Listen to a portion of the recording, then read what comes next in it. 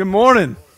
Man, it's good to see everybody. What a great day. We're going to jump right in because I got a lot of announcements here that's not my specialty, but we're going to get through these things. Thank you for being here. That's the first announcement. It's so good to see you guys.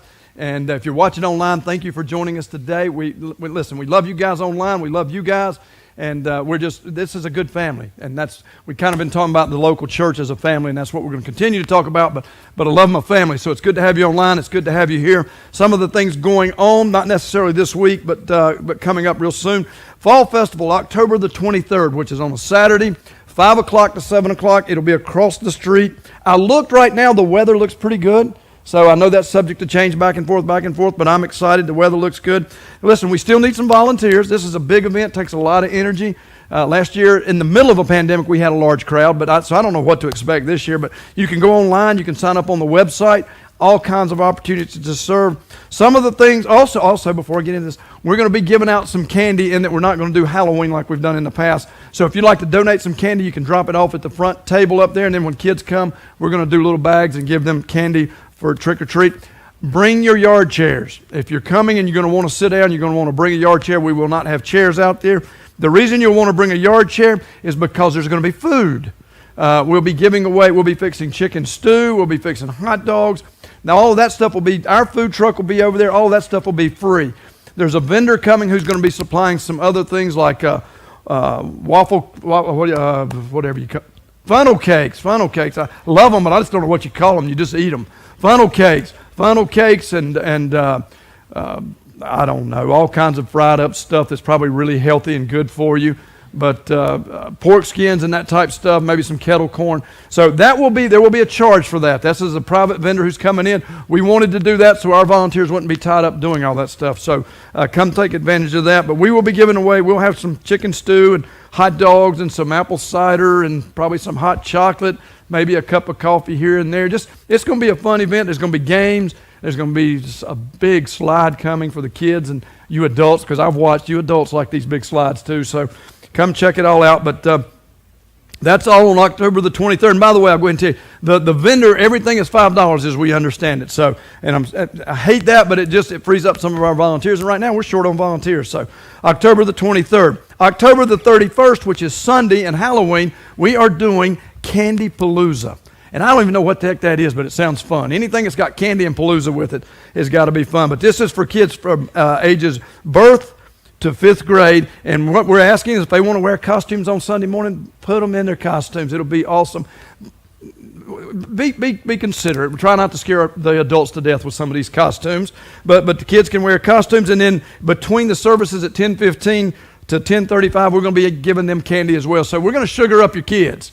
And then you get to take them home, and we laugh the whole day. So wow, they're getting no rest. But that's October 31st, so don't miss that. Here's something, this is pretty exciting. This is something that's been on our hearts, and we're going to be kicking off on November the 3rd, which is Wednesday night. Tammy, is that Wednesday night? We're going to be kicking off a new program for 3rd through 5th graders on Wednesday night. It will meet at 6 to 7:30. It's going to be, listen, it's going to be a fun time for your kids. It gives them a chance to get out. Your parents can come drop them off. I got to thinking about it. Lloyd's Bible study will be going on at 6:30. So if parents want to stay for the Bible study, I think Lloyd and Robin are right back there. You can talk to them. They'd love to have you. But bring your kids 3rd through 5th grade. I'll go ahead and tell you, the first activity on November the 3rd is going to be packing the shoe boxes. If you're not familiar with that, the Operation Christmas Child, and these shoe boxes go to kids all over the world. It's amazing. We participated in it for many, many years. It's amazing when you see some of the videos of these kids receiving these packages. So that's the first thing our kids are going to be doing. From there, Tammy's got some really neat stuff planned for these kids. It's going to be high energy. It's going to be serving based. We've got to start teaching at a young age our kids that we have to step up and serve. We've got to do that, folks. If the local church, and that's what we're talking about, is going to survive, then we have to have the servant mentality. So we're going to just start working with our kids early on and start helping them to grow in that area. But so November the 3rd, and then it'll be, is it the first Wednesday, Tammy, of every month? First Wednesday of every month. So it's going to be a lot of fun. Now, to go along with that, we're also going to do the shoe boxes. We did not do them last year, but we'll be taking up donations and collections to do shoe boxes as we go forward. And there's a lot of options. And I love what Tammy wrote. She said, it's not about the items inside, but the gospel that will be shared with these kids. That's pretty good. It really isn't about the toys. These kids love it, but it's about the fact that somebody loved them enough to give them something to care for them. So we're going to be doing that, but there's multiple ways you can participate in this. Number one, our kids are going to be, on Wednesday night, going to be packing some of the boxes. So here's what you can do. If you don't want to go out and do all that, you can make a monetary donation, and our kids get to go shop. Somebody's going to go shopping and buy the goods that go in the box. So that's one way you can do it. You can donate items. If you like to shop, that rules me out, but if you like to shop, you can go purchase the items and bring it, and then our kids will be packing them. And then the third way is if you just want to donate a box, they can just donate a box. You can fill one up, donate it. Though if you're going to donate a box complete, that has to be in by November 14th. If you're going to make a monetary donation or buy supplies for our kids, that needs to be here by October the 31st. Now let me tell you this, and this is where sometimes this gets lost, but those boxes and this isn't on us. This is the organization. This is the Billy Graham Association. There's a $9 shipping charge to ship these boxes. So any monetary donations you can make is greatly appreciated. Journey Church will also participate, but if you can help support and fund that, that's great, and it helps them as well, because otherwise they've got to come up with a lot of money to ship these boxes. So you can make a monetary donation. You can shop for items. You can bring the items by, or you can just pack a box if you want to. So it's going to be a lot of fun stuff going on. I guess that's all that's going on other than just the normal stuff, and we're not going to dive into that. So a big list. I think all of this is probably, most of it's online. The Candy Palooza is probably not online. It is not. So just put that on your calendars for your kids from birth to whatever grade that is, the fifth grade. You can dress your kids up. You can dress up. Heck, I mean, our dress code is you got to have clothes on, and I hope they're appropriate. But come, and we're going to have some fun, but we want our kids to experience Halloween in a positive way, and it can be a very positive thing when it's done right. So that's what's going on. Now, before we get started on the message, one of the things we do is we take up an offering right now, and we do that by, there's some boxes outside. If you want to financially support this church, there's 2 boxes, one on the little kiosk stands on the outside of each door. You can, if you're watching online, there's numerous ways. If you're here, there's numerous ways. You can, I'm still old-fashioned. I'll write a check and drop in the box. You can mail it to 61V Sicker. You can go to the online and do it through the journey.church. You can give it our app, or you can text it to 77977. Your offerings go a long ways in supporting the ministry of this church. And without them, then we can't do the ministries that this church was called to do, and that's to reach out and to change this community. And you're doing a good job of that. We're changing the community. I just tell you that because as we go forward, our numbers were still in pandemic mode, but the offerings have come in, and we're blessed for that. But that's what it takes to run this church. And it's how we do things like Fall Festival. And what we're hoping, this Fall Festival is a community event. This isn't a Journey event. It's an event sponsored by Journey, but we're going to be reaching out to this entire community. And if you know much about this community, these kids, this is a bright spot for them when they can come out and have some fun and entertainment. So your givings are appreciated. The beauty to it is, it's kind of like Tammy said about the kids in these shoe boxes. It's not about the items inside, but the gospel that will be shared with these kids. The amazing thing about our offerings is the blessings that come back. It's just the blessings that come back. So thank you for your support, and those are the ways you can give. So now we're going to dive in. Got a lot to talk about. Matt's going to be up next week. I'll go ahead and tell you. Matt's going to be up here, and we're going to stay on this same title that we've been on, which is Run. If you recall, last week we said we titled this series Run, and it's R-U-N, and it's not about run. It's about R-U-N. R-U-N. And you're going, well, if you wasn't here last week, you're going, well, what am I supposed to be in? The local church. It's all about the local church. Are you in, and are you a part of the local church? And we one of the things we used when we started this thing is this little book. Matt and I, this is a book I read years ago. Matt read it years ago. A lot of us did. We actually did a Bible study on it several years ago. One of our elders led. Tom Rainier, who is the president of Lifeway, was bookstores, but now they don't have brick and mortar. It's all online. But Tom Rainier wrote this thing. It's called I Could, I Might, I Can, I Should, I Will. 9 traits of the outwardly focused Christian. And it's really, it's about the local church and what the local church should be doing and what it looks like. So this is kind of the outline of this message series. Now, based on this, it's also based on the Bible. So for my people that are getting nervous, going, well, they've done gone away from the Bible. They're one of those churches. No, we haven't gone away from the Bible. The Bible, this supports a lot of what's in the Bible, but the Bible is still the book we go to. The Bible, and I love this too when I hear people say the Bible. The Bible is 66 individual books. We forget that. Written by many, many different authors, but inspired by one. So, and it's always going to be the foundation. You don't have to worry about that. We may bring things like this in, but it's always going to be the foundation. Now, before I go on, let me tell you this too. A lot of you, we gave this book away last week, and a lot of you took it. Several of you have already told me you've read it, and you've gotten some good feedback on it. Haven't gotten any negative feedback yet. It's a good book. We gave it away last week. If you're here today and you weren't here last week and you want a copy, we have some more copies. We actually ran out last week between first and second service. If you're here, if you were in the first service last week, you probably got a copy. It was the ones in the second service we had to create a list. But there's some copies out there if you want one. Again, one per household is what we're asking. And I told you last week, I said there's a caveat to it. Before you take it, there is a caveat. And I'm not going to say that I've got a big ask for you because that got me in trouble last week. But there is a caveat, and that is real simple. It's not send in $29.95. It's not send in $19.95. It's not you get two for $9.95. It's I need you to read it. If you're going to take it, read it. Otherwise, don't take it. And I mean, I don't mean that mean, but there's somebody that will read it. So if you will take one, we want you to. And if we need to get more next week, we will. But I would ask that you take it and that you read it because, and I said last week, let it soak in as you read it, and hopefully it will seep out, especially in the form of the local church. So if you were with us last week, one of the things I really started off with, and this is so key, I think, for us as individuals and us as the local church, is we started talking about sacrifice, that we should be sacrificial. The local church should be sacrificial, and that we should have a heart of sacrifice.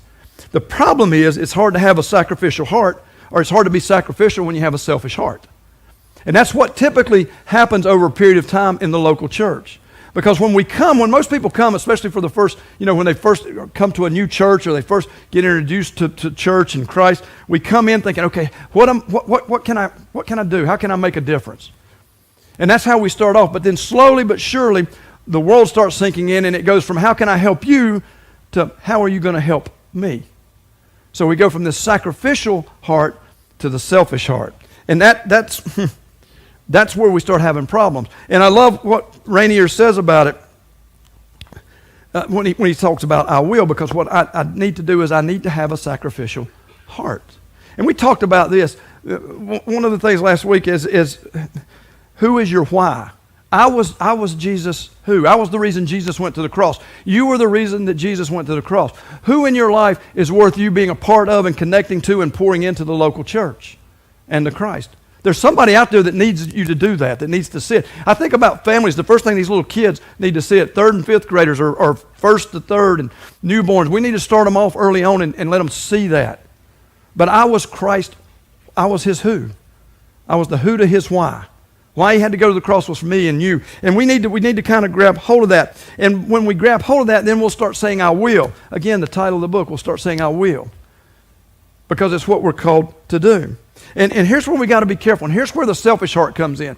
If you're serving, if you're stepping up and serving, you're doing out of obligation, I've seen this, you'll get tired and you'll fade. If you're serving out of obligation, if it's a legalistic, religious type thing, the reason for your serving, you will get tired and you will fade. I promise you, every time. Every time. We don't serve out of obligation. We do not serve out of obligation. We should serve out of gratitude for what Christ has already done for you and I. Because that won't fade. The gratitude will be the same today, tomorrow, and forever. He died on the cross for me. He died on the cross for you. That's the reason I serve. That's the reason I'm so love the local church so much. Because I'm just serving out of gratitude, not obligation. Because I hear it all the time, well, why do I need local church? Well, I can give you a lot of reasons for that. That's another message, but I'm not going to serve. You don't need the local church out of obligation. You need the local church out of gratitude because somebody gave for you what you should give back for someone else. And I'm not talking about going to the cross. I'm just talking about stepping up and serving. I doubt there's anybody in this room that's been called to martyr themselves. But you have been called to step up and serve. And I don't know the capacity, so don't come up and say, well, you're going to have to tell me where. You don't want to ask me to tell you where. I'll put you somewhere. The danger with that is I'm going to put you somewhere you may not be gifted, and that can be even worse.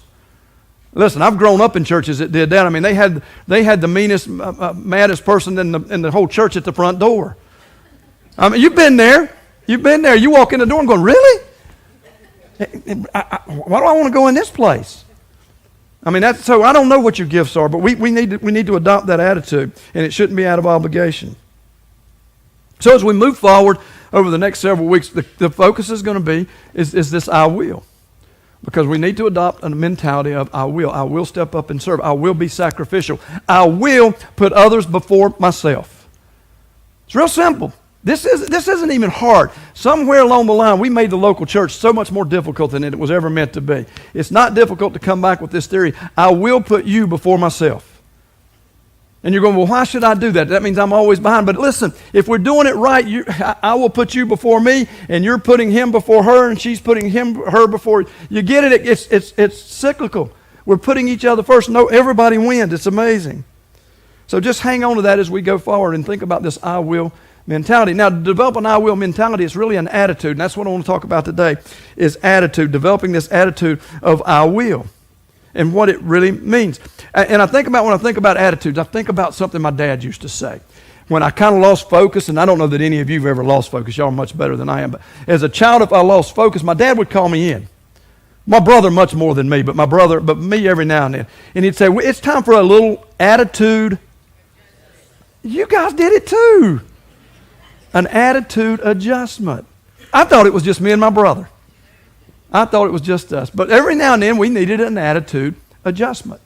And I think the same is true with the local church. And Rainier talks a lot about it in chapter 1. He talks about our attitude. Not necessarily the adjustment. Well, he does talk about the adjustment. But I still hear my father and my mother. My mother always said, your dad's going to talk to you about an attitude. You never wanted that conversation. It was bad enough if my dad insinuated, but when Mom said, you need to talk to your dad, you're going to need a little attitude adjustment. This ain't going well. But you know what? I think Jesus says the same thing. I think he's going, the local church, and I'm not talking about buildings. So if you haven't been here a while, we're not talking about this building. This is a tool. I'm talking about the assembly, you and I sitting in the seats. There's a time when Jesus is probably going, you know what? It's time for a little attitude adjustment. You've kind of lost focus. You've kind of lost your direction and your vision. Now, when I talk about an attitude adjustment in the local church, I'm talking about one that really focuses on having the right attitude with Jesus and with the church. And when we get that right and we start serving sacrificially versus selfishly, I think we'll start finding joy. I just do. And the reason I say that is I'm a kind of a building block guy, is Jesus loved the local church. So I think if we serve it well, we'll start finding some joy. When we serve him, I think we'll start finding some joy. Because he loved the local church to the point of he died for her. He loved you and I to the point of he died for us. I think it makes sense when we serve and we serve well, we'll find some joy. And that's uplifting to me. I've said it and I'll say it till I die. Greatest organization ever created was the local church.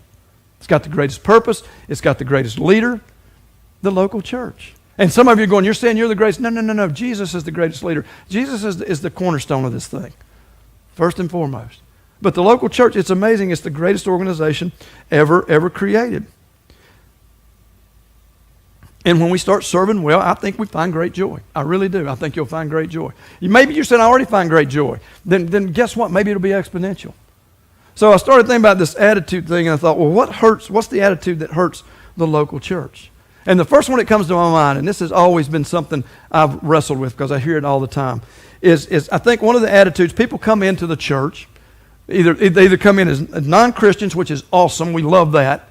So they don't have an attitude yet.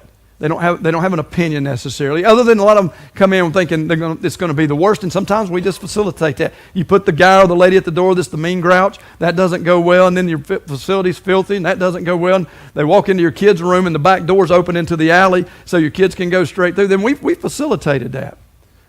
But otherwise, they typically don't come in with an opinion. It's us church people when we come in that usually have an opinion preformed. And here's the problem. You and I come in looking for what? The perfect church. Have you ever noticed that?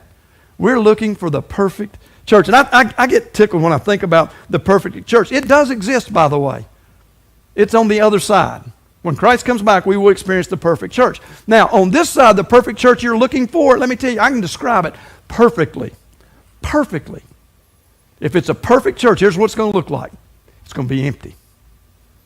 Because the moment you and I walk into it, we are the church. It's now broken. It's now broken. The perfect church, if you find, and I'm kind of crossing the terms here, but what you perceive as a perfect church would be an empty building, which would be no church at all. Just be an empty building.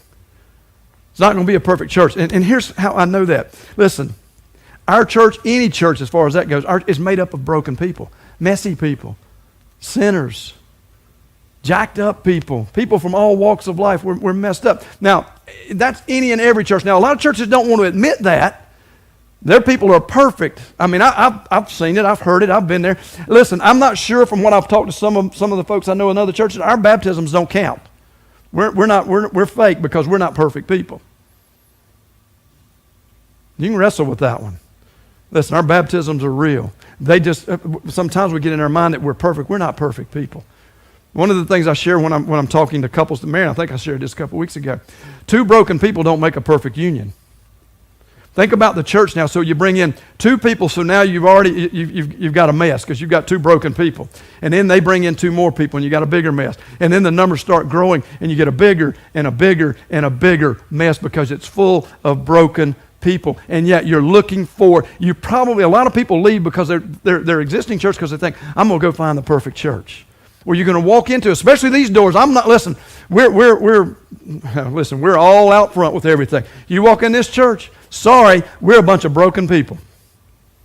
Now, we're redeemed people if we have a relationship with Christ, but we're broken people by nature.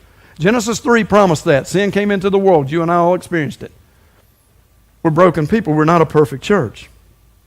We're messy. We got problems. Now, the way you fix that, if you've got a bunch of broken people, because if you come in broken with a selfish heart, you're not going to fix it. You're going to have problems. The way you fix it is with a sacrificial heart, a sacrificial attitude, putting others first. I will put you in front of me.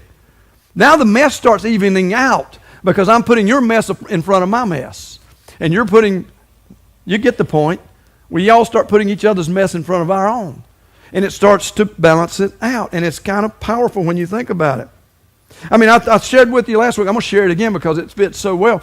The scripture that Paul shared with us in Philippians 2, and it speaks to the nature of Jesus who takes on this selflessness. Listen to what he said, Philippians 2, verse 3 through 8. And I know I read it last week. I still have my mind, but this is powerful. You need to hear it again. Don't be selfish. We do that when we walk into the local church. I came in with a selfish mentality. It's all about me. Don't be selfish. Don't try to impress others. Be humble. Think of others as better than yourselves. Don't look out only for your own interest, but take an interest in others too. That's what the local church should be doing, is taking interest in others. You must have the same attitude that Jesus Christ had. Did you get that? The same attitude that Jesus Christ had. Well, I'm not Jesus. He said we should still have the same attitude. Though he was God, he did not think of equality with God as something to cling to. Instead, he gave up his divine privileges. He took the humble position of a slave and was born as a human being. When he appeared in human form, he humbled himself in obedience to God and died a criminal's death on the cross. I love that. Basically, he said, I will. I will. I mean, look at, and again, I'll emphasize this again. Verse 5, you must have the same attitude that Christ Jesus had. Do you have the same attitude that Christ had? That's a fair question. He said we should. Do you? Do you? Listen, that's big. And then Paul goes on and tells us a little bit about his attitude. And when Paul tells us a little about his attitude, he's really telling us a lot about his attitude. It was putting you and I first in every case. In every case. When we put him first, then we'll put others first. When we put him first, we will put others first. So that's foundational for your attitude. You want to develop a Christ-like attitude, we should have the same attitude as Christ. And I love this. He said, even though he was God, he didn't think of equality with God as something to cling to. He gave up his divine privileges. Do you know what that means? I had to wrestle with that a minute. We talk about privilege a lot these days. He gave up divine privilege. He was God. He could have done anything and everything he wanted, but he gave that up to walk on earth with a selflessness attitude for you and I. He said, I will. I will put you before me. That should impact our attitude when it comes to the local church. When we think about what Christ has already done. This isn't something he's going to do. He's already done it. He's already done it. This is true today as it was then. There's another story in the Bible that really kind of speaks to, I think, developing our attitude that we should grab hold of. It's in Matthew 22. I'm not going to give you the exact scripture. You're going to look it up, Matthew 22. But it's always interesting to me. I love to see these groups in those days that would challenge Jesus. And the group was the Sadducees. They come up and challenged Jesus on some things. And that never went well for them. They always lost those battles. Jesus was, I think, a couple things. I think he was very witty. I think he had a great sense of humor. And he was also, he was not going to be outthought or outsmarted. And he did it in such a graceful way. But the Sadducees come up and had their run, to which they lost miserably. So, of course, when the Sadducees failed, the next group is the Pharisees. And I'm guessing they're going, we'll show the Sadducees. This wasn't about maybe challenging Jesus. It was. They thought, we'll show our buddies the Sadducees. So the Pharisees come up and they ask Jesus a question, a real simple question. They ask him what the most important command in the law of Moses was. What's the most important? Jesus, what's the most important command in the law of Moses?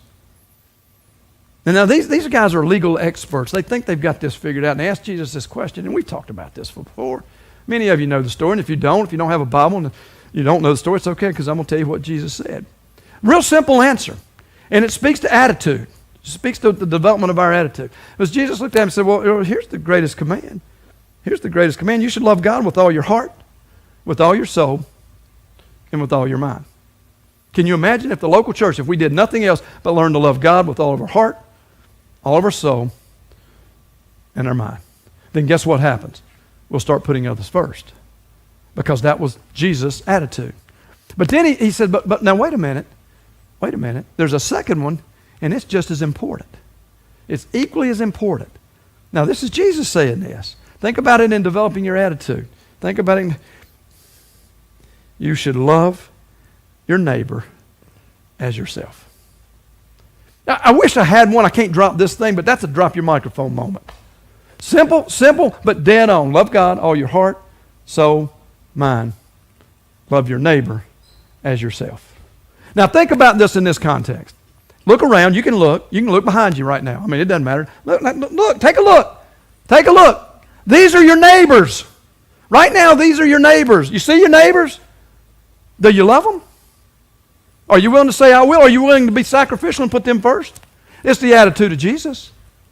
That's what he gave us. Listen, that's what he gave us. I grew up when this was so difficult. I thought, I can't keep up with all this stuff. He said, no.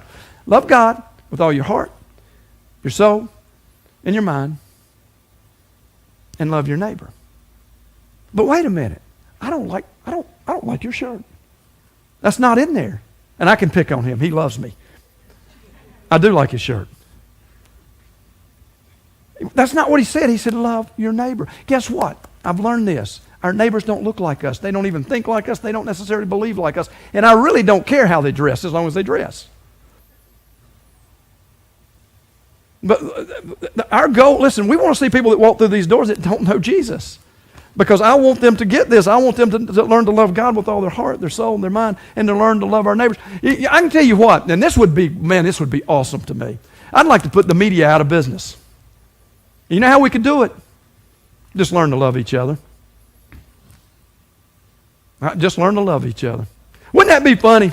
I mean, the media would come on and just, you remember, hey, listen, I'm old. Some of you remember this. At 12 o'clock, TV used to go off. Y'all remember that?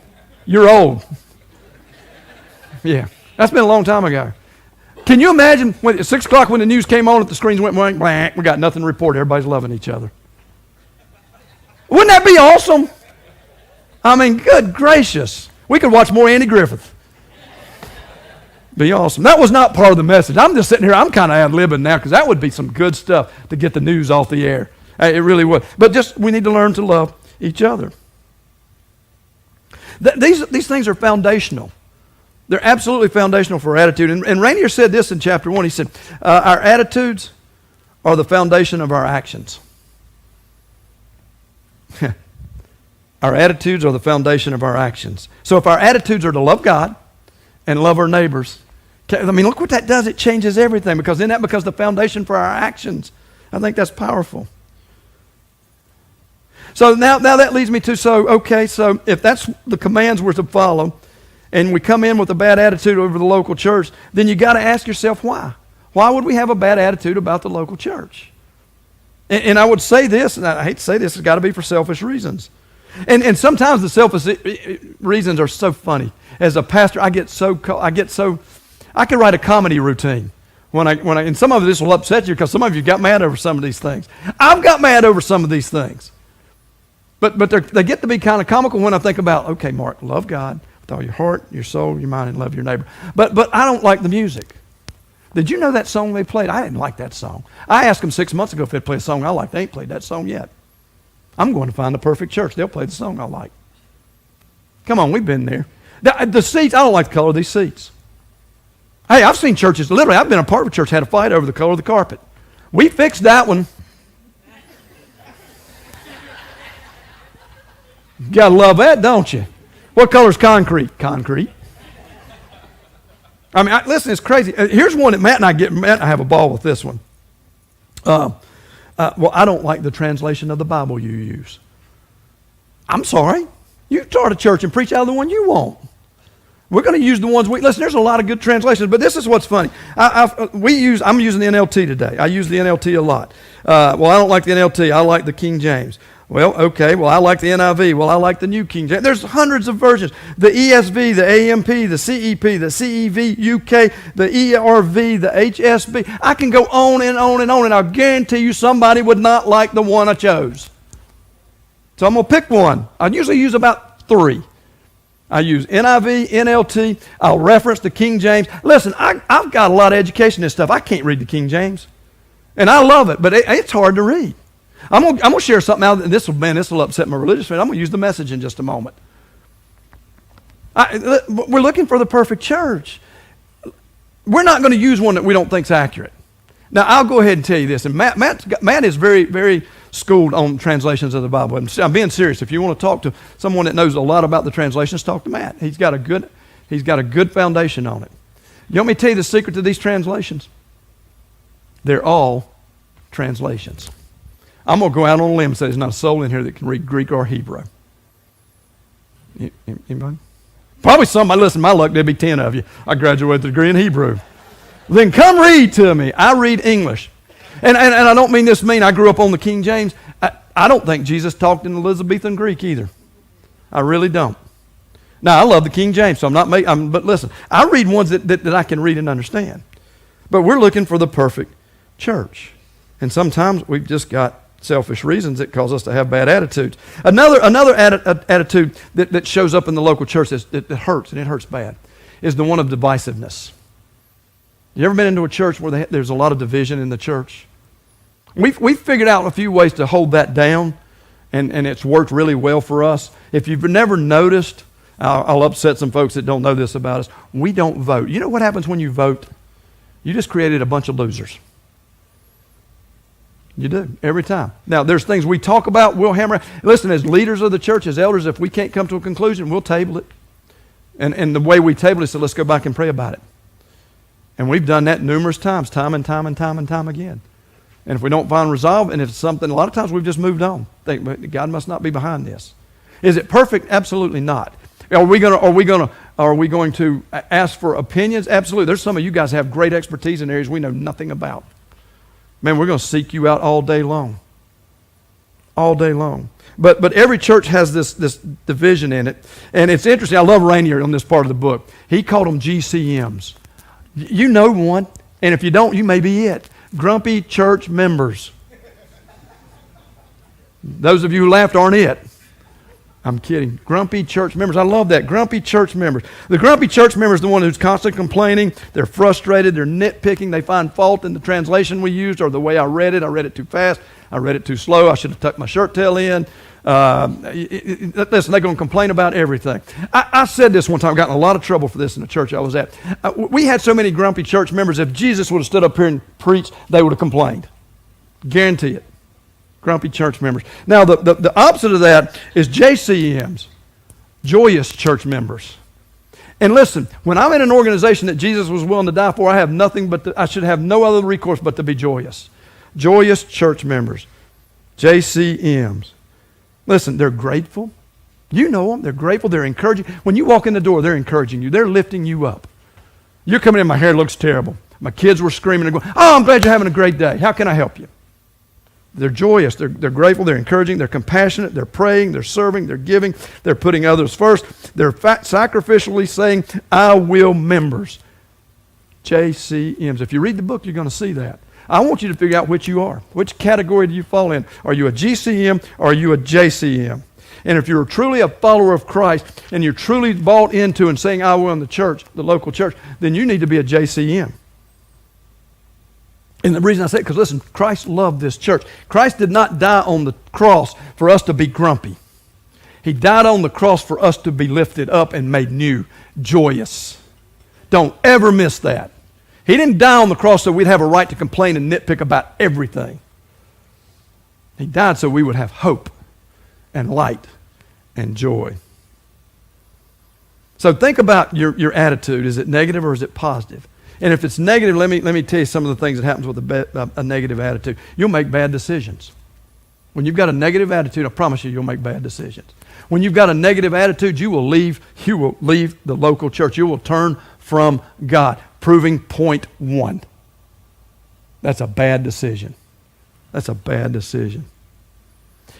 The third thing you'll happen when you've got a bad attitude, you'll develop a selfish heart, which is destructive. Which is destructive.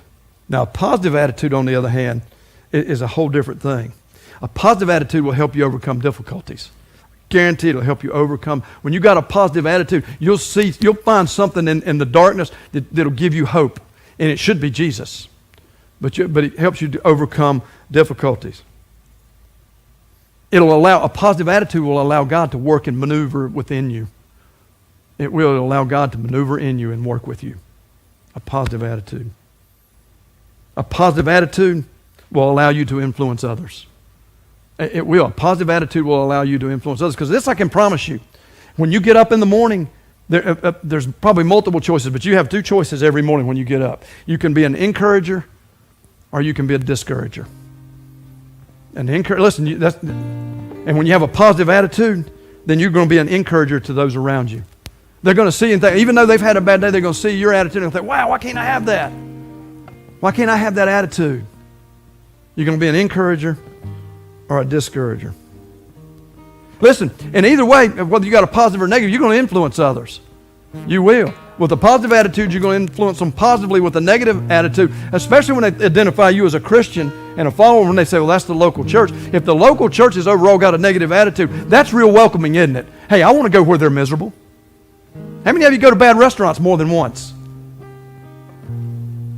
So if you walk into the local church and everybody's, oh, this is horrible. I can't believe it. This is terrible. I don't know what. Guess what? We're talking about Jesus. And if we're doing stuff you don't like, then get active, be a part, pray, let's move, let's go forward. It's about an attitude of commitment instead of complaining. It's an attitude of commitment instead of complaining. But the local church, man, it should be full of JCMs, joyful Christian members. I got to share this with you. This is where I got out the message. I thought about Paul's attitude. And Paul took an attitude when it comes to, I think, reaching the lost in the local. We can apply this to the local church. It's in 1 Corinthians chapter 9, verse 19 through 23. I was just going to talk about it, but for some reason, I don't know why I did this morning. Well, yeah, I do. God put it on my heart. I picked up the Message Bible, and I haven't done this 5 times in 10 years, picked up this Bible and read it on Sunday mornings, but I did this morning. And I turned to that scripture. I thought, I'm curious what it says.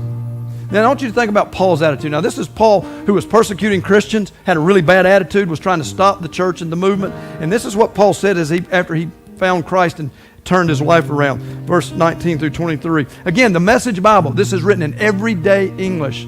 This will resonate with you. This is what Paul said. Even though I'm free of the demands and expectations of everyone, I have voluntarily become a servant to any and to all in order to reach a wide range of people. Sounds like the local church. To reach a range of people. Religious, non-religious, meticulous moralist, loose-living immoralist, the defeated, the demoralized, whoever. I didn't take on their way of life. I kept my bearing in Christ. But I entered their world and tried to experience things from their point of view. I loved my neighbor is not in there, but that's what he's saying. I loved my neighbor right where they're at. Right where they're at. I become just about every sort of servant there is in my attempt to lead those I meet into a God-saved life. I did all of this because of the message. I didn't just want to talk about it. I wanted to be in on it. Man, that should be the mantra for the local church. Craig Rochelle, a pastor that Tammy and I listen to, we don't get to do church together like you guys. You're sitting there with your loved ones. We don't get to do it. So on Sunday nights, we sit down and watch Craig Rochelle, who is Life Church, and it's amazing. But one of their mantras for their church is, he said, we'll do anything short of sin to reach the lost. Did you get that? Anything short of sin to reach the lost. What Paul said. That's what Paul said. That's his attitude. I'm going to do what it takes because we've got the most important message in the world. I'm going to do whatever it takes. And as I was wrestling with this, and then Tammy and I were sitting there talking the other day, something kind of clicked. And some of you are going to get upset with me. Because I'm going to tell you, some of you use your phone for YouVersion. If you don't have a Bible, you use YouVersion. Some of you use it to make notes. If you have your cell phone, I'm being serious, take it out right now. Just take it out. Don't you take your cell phone out. Take your cell phone out. You're going, this guy's going crazy. If you're at home online, take your cell phone out. This applies to you too. Now I want you to do me a favor. I want you to do me a favor. Let me make this really, really uneasy for you. Look at the person to your left and right, or both. And if you know them, I want you to put your arm around them if you know them that well. If you don't get punched. That's right. Now, one of you take your phone. There you go. Come on. And if you don't have somebody beside you, that's okay. Take your phone. If somebody got their phone out, now I want you to make a selfie. Come on, make a selfie. Here, I don't even know if I can do this or not. Let me try it too. I want you to make a selfie. You got to reverse that thing. Looky there, y'all are in my pictures. I want you to make. Did you do that? Thank y'all for doing that with me. Now I got a big ask for you now. No, I'm serious. Share it. Share it. Listen, you're going to share where you went to eat today. That's your attitude. I'm going to tell somebody about the restaurant I went to. You're going to share your vacation. You're going to share the ball game you went to. You're going to share all kinds of things. Why wouldn't you share that? Hey, I was at local church. I'm serious. Will you share it? That's the attitude Paul had. He said, I'll do all things. Why wouldn't you share it? Can you imagine the hits the local church? I wish every church in the country would do it. Listen, I'm telling you, you'll share where you ate. You'll share the ball game. You'll share. Listen, I know bars you go to. I do. You share it on Facebook. But you won't. I'm telling you, I haven't seen any of you take a picture in Journey Church. Hey, listen, I'm at Journey Church with my JCMs, which also could be Journey Church members, not just Joyous Church members. I thought that was pretty cool. Share it. Come on, I'm serious. Come on. Hey, I'm serious. I'm going to go home and look because you guys are my friends. Now listen, I'm going to go ahead and tell you, I've said this and this is a disclaimer. Don't try to communicate with me on Facebook. I don't know how. I have no clue and don't want to learn. But I'll see your pictures. Share it. Watch what happens. People are going to see it. Maybe somebody will see it and says, you know what? Maybe I need to try that. Because I know their life and they're living, it seems like things are going well for them. I know they like the restaurant down the street and they like the bar down the street. Maybe they're okay.